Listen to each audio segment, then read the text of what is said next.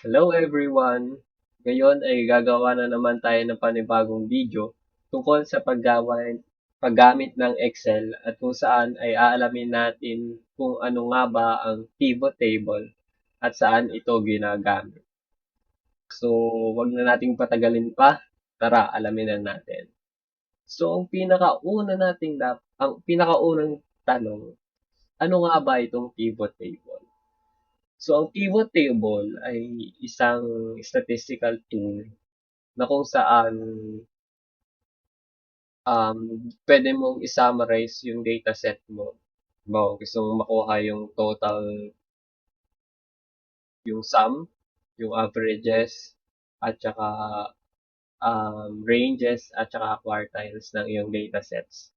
Ginagamit ito kapag marami kang data, like more than 1,000 or 100, more than 100, para hindi ka na mag-isa-isa ng dataset mo. Gagamitin mo na lang siya, tas summary mo. Yun lang yung pangkuha ng summary. Yun yung pinakamaganda kay pivot na yung table. Paano nga ba ito gamitin?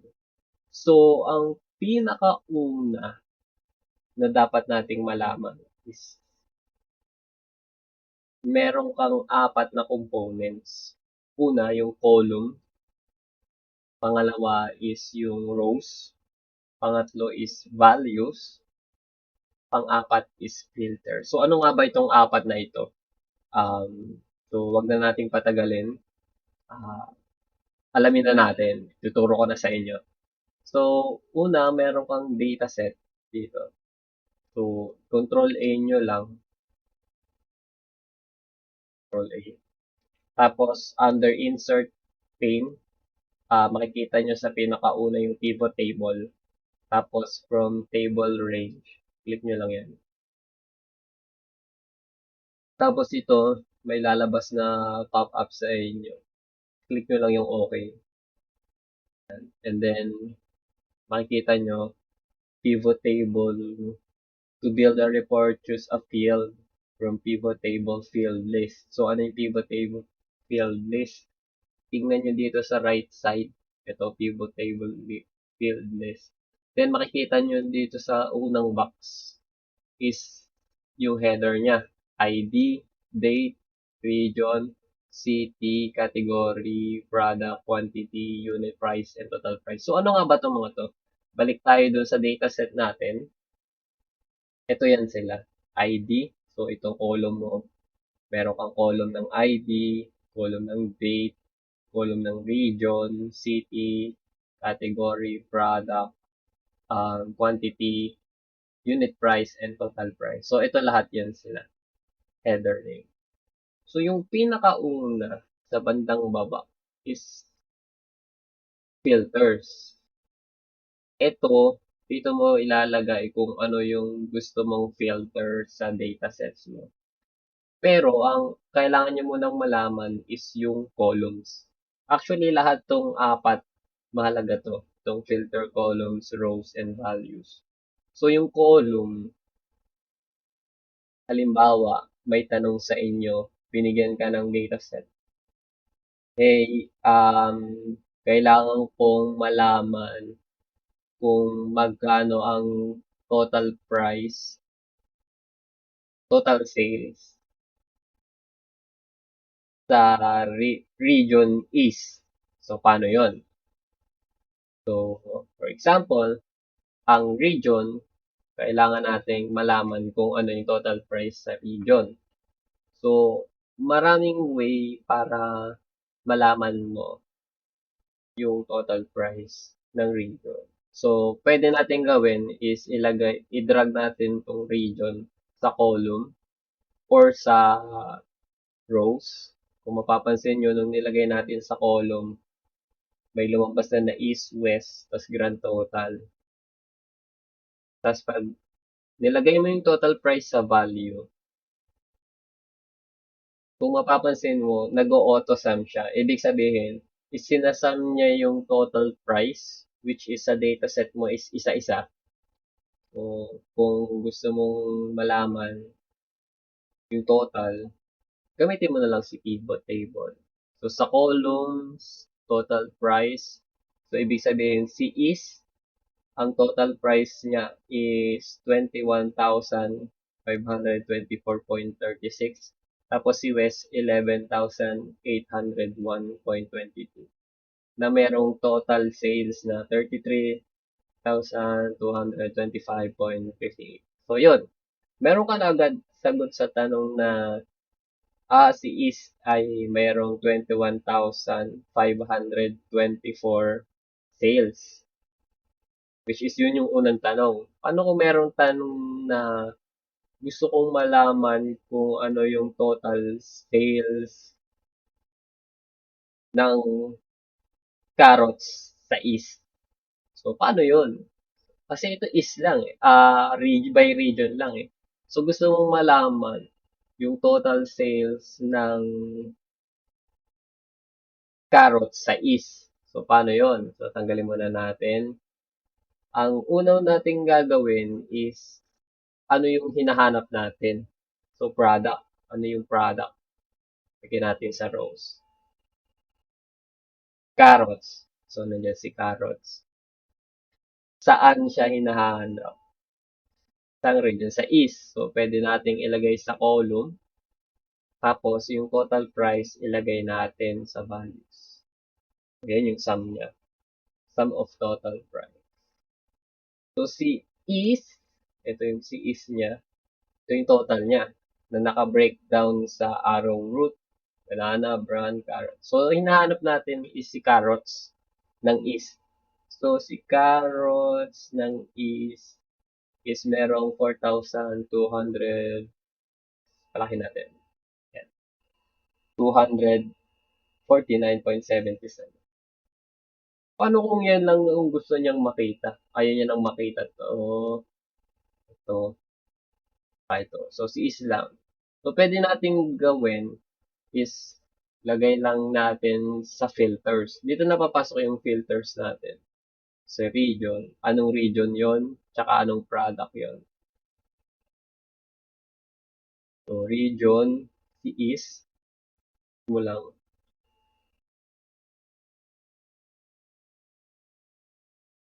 Is,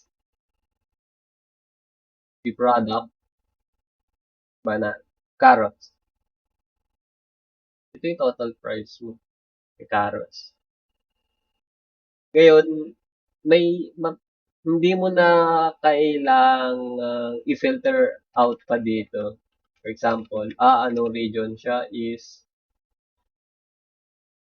tapos, anong product siya, carrots, tapos, isasam mo to. Paano mo ito isasam? Kakopy mo dito, and paste, tapos magsasum formula, sum, yun, 42. 49.77. So, same lang sila. Hindi ka na nag-filter out dito kasi ginamit mo na yung pivot table. Copy, paste, and then nag-formula ka pa dito. Imbis na sa pivot table, i-drag and drop mo na lang. Tapos makikita mo na kung ano yung gusto mong hanapin or kung ano yung problema na hinahanap mo sa data. Paano kung average naman? Sabi ng, halimbawa, nagtatrabaho ka sa isang kumpanya or sa isang store. Gusto kong malaman yung total, yung average quantity sold ng mga products, especially sa West. Sa West, gawin natin. Lagay natin yung region sa West. I mean, i-filter out natin ang West. So, lahat to, benta sa West. Pero hindi natin hinahanap yung total price. Ang hinahanap natin is quantity sold, average. So, palitan natin yun, yung total price ng quantity. I-drag natin yung quantity sa values. Pero, sum to. Paano kung average? Ang gagawin nyo lang is, i-right click nyo lang yung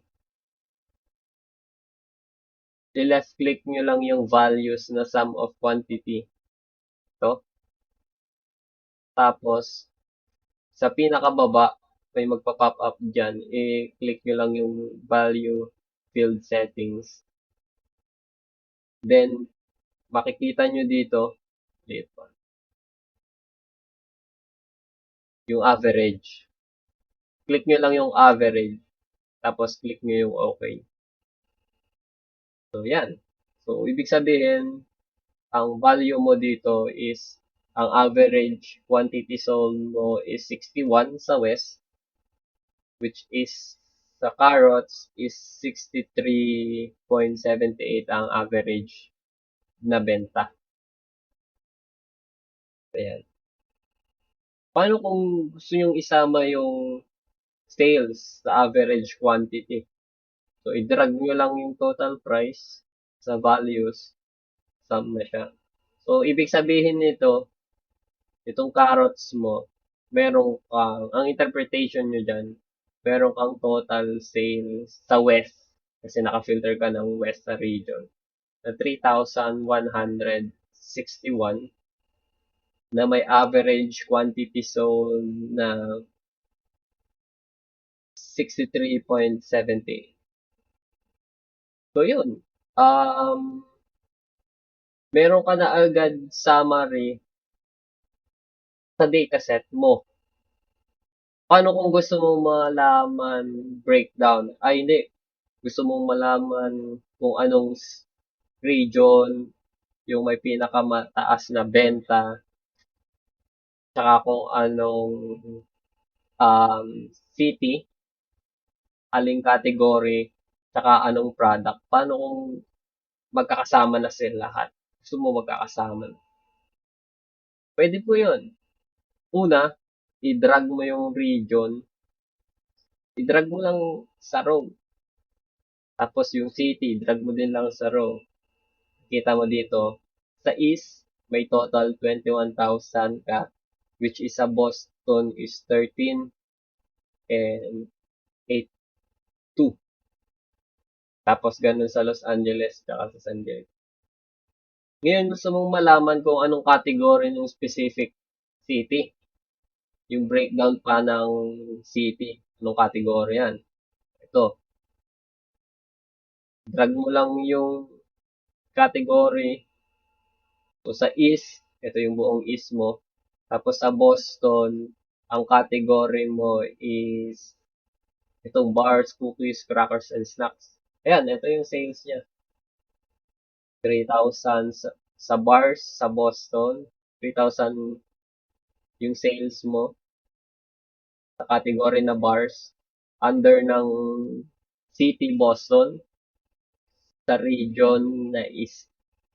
Tapos ganun yung explanation niya din sa iba. Paano kung specific product? Drag mo lang din yung product sa rows. Ayan na. Makikita mo. Pababain mo na. Masyadong malalim. So, gusto mong makita sa east,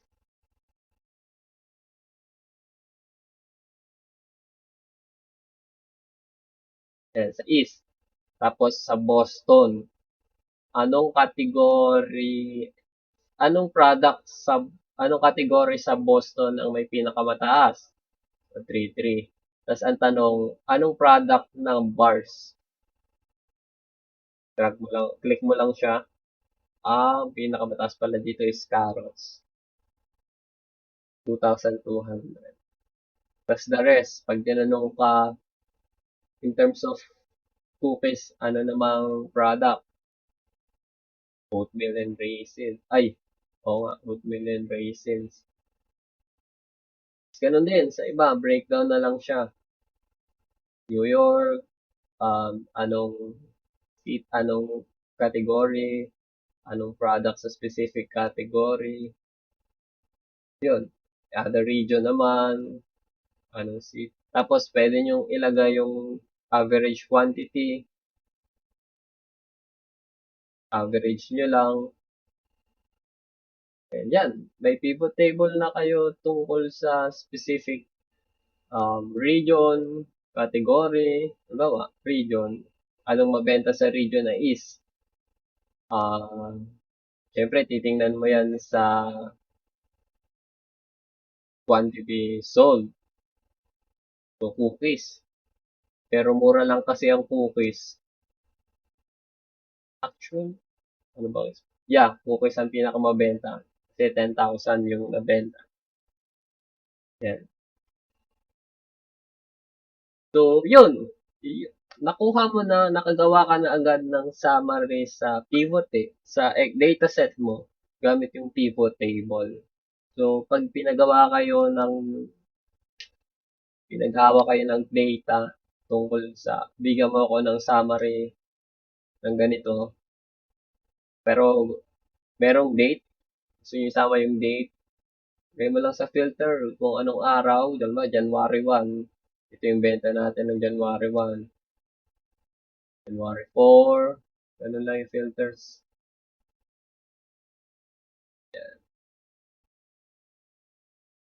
So, yun.